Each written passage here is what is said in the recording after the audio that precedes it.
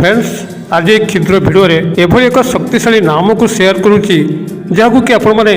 कौन सी व्यक्ति से नारी हूँ बा पुरुष तांकर स्मरणार्थे केवल स्मरण कर दौरान तेज से ही व्यक्ति नारी बा पुरुष आपंकर संपूर्ण वश्यता स्वीकार कर कथा अनुसार परिचालित हम ताकू आप जहाँ कहे से बाहर हम ना आपंकर प्रत्येक कार्य को बिना वाक्यालोप संपादन कर शक्तिशाली नाम को केवल स्मरण करने ही यथेष्ट होता है। कौन सी नीति नियम कटकणा ना बारण ना आपंकर खाद्यपत्र वस्त्र ए सबुथे कौन सी प्रकार बारण ना भिडियो को शेष पर्यंत देखूँ। जदि आप प्रेम प्रणय संपर्क को नहीं गभीर मर्माहत अवस्था अच्छा आपण जो स्थान में संपर्क स्थापन करुँच से स्थान में संपर्क आदौ सृष्टि हो पारना अथवा चलुवा प्रेम संपर्क आपंकर भांगी रुझी जाऊँगी तेबे यही शक्तिशाली नाम सहायतार ही आपण निजर आवश्यकता को स्वीकार कर माध्यम समस्त अभीष्ट को पूर्ण करें अथवा जदि आपंकर चाकरी कर्मवृत्ति क्षेत्र में उपरिस्थ ऑफिसर को नितांत हाथ मुठा को आणिक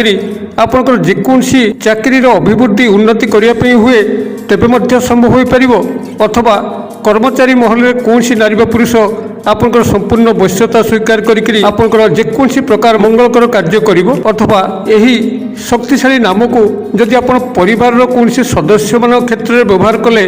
तेरे परिवार से ही व्यक्ति आपंकर फल रे कार्य करिवो जद्वारा कि परिवार रे आपंकर श्रेष्ठता बजाय रहिबो एवं आपंकर कथा को समस्ते मानिबे। एपरिकी जदि शक्तिशाली नाम को आपण सामाजिक सांस्कृतिक क्षेत्र में कौन ना कौन व्यक्ति विशेष नारी बा पुरुष को आकृष्ट करी आपंकर कौन सी प्रकार अभीष्ट को पूर्ण करने चाहती ताहा सहजरे साधित हो पार। भिडियो को शेष पर्यंत देखूँ। चैनल को प्रथम बार आसते यही कंटेंट रुचि रोते चैनल कड़े थिबा लाल कलर सब्सक्राइब बटन क्लिक करी बेल आइकन क्लिक करी एवं ऑल नोटिफिकेशन पर क्लिक करी चैनल टी को सब्सक्राइब कर जब कि आप जिते आपण सेवारे यही तंत्रमंत्र भिडियो अपलोड करूँ ता सर्वप्रथम नोटिफिकेशन आपण पाखे पहुँचो एवं से सब को आप सर्वाधिक देखिकी किसी ज्ञान आहरण करेंगे। तबे फ्रेंड्स एवं से नजर पकड़ा शक्तिशाली नाम जहाँ को केवल आप कौन सी व्यक्ति से नारी हूँ बा पुरुष तांकर स्मरणार्थे केवल यह व्यवहार कले से ही व्यक्ति नारी बा पुरुष आपंकर संपूर्ण वश्यता स्वीकार कर जहाँ आपन निर्देश करेंगे से पालन करने बाध्य हम आपंकर प्रेम प्रणयर क्षेत्र हो किंबा चाकरी वृत्तिगत क्षेत्र हो सामाजिक सांस्कृतिक क्षेत्र हो पारिवारिक क्षेत्र हो कौन सी नारी बा पुरुष आपंकर कथार अमंग हम ना आपंकर कथा अनुसार परिचालित होकर समस्त प्रकार कार्य को बिना वाक्यालोप संपूर्ण करिवो। तेबे यही शक्तिशाली नाम जहाँकि एक प्रचंड वशीकरण मंत्र ठार अधिक बेगर कार्य करें खूब शीघ्र कार्य करते आपंकर कल्याणार्थे शेयर कर ध्यान सहकार शुणु से नाम कौन किभली आपण व्यवहार करेंगे जद्वारा कि एक प्रचंड शक्तिशाली वशीकरण क्रिया को आपण मैंने बिना दुविधारे बिना कष्टे संपादन करेंगे। आपण मैंने जितेबाला यही शक्तिशाली नामटी को कौन सी व्यक्ति स्मरणार्थे व्यवहार करेंगे आपण दिनटी को मन रखु कौ दिन आपण मैंने व्यवहार करेंगे। आपण मानकर एथि दुई गोटे दिन प्रযোज्य अच्छी गोटे हूँ शनिवार एवं आउ गोटे हूँ मंगलवार आपण यह शनिवार दिन करें मंगलवार दिन करें जो दिन आपने प्रयोग करेंगे से शनिवार हो कि मंगलवार हो आप समय को मन रखु ताही आप रात्र समय होता दरकार जितेबाला रात्र आपण मैंने खाई सारिक शोवाई जाऊँगी से ही समय ही उपयुक्त समय आपन से ही समय यही शक्तिशाली नाम को कौन सी व्यक्ति नारी बा पुरुषंकर स्मरणार्थे व्यवहार करने अच्छी एवं यह जितेबाला व्यवहार करेंगे आपंकर मुखटी पश्चिम दिग को रोकवा दरकार एवं एक आसन पकईकि आप बसी दरकार। जदि आप निजर शज्या उपर बसी करती बिना आसन तेबे चलो तेबे आप शुद्धपूत होते अर्थात गोड़ हाथ को धोते मुह को धोते यही भाव में आप पश्चिम दिग मुखाई शनिवार दिन रात्र समय कि मंगलवार दिन रात्र समय जो आप शयन करने जाऊँगी खाद्यर ग्रहण पर आपण मैंने संपृक्त नारी व पुरुष को गभीर भाव में ध्यान करूँ जो कि से आपण सामने अच्छा आपंकर सुखद मुहूर्त घटुची जदि ब्रेकअप समस्या को पुनरुद्धार करने चाहूँगी तेरे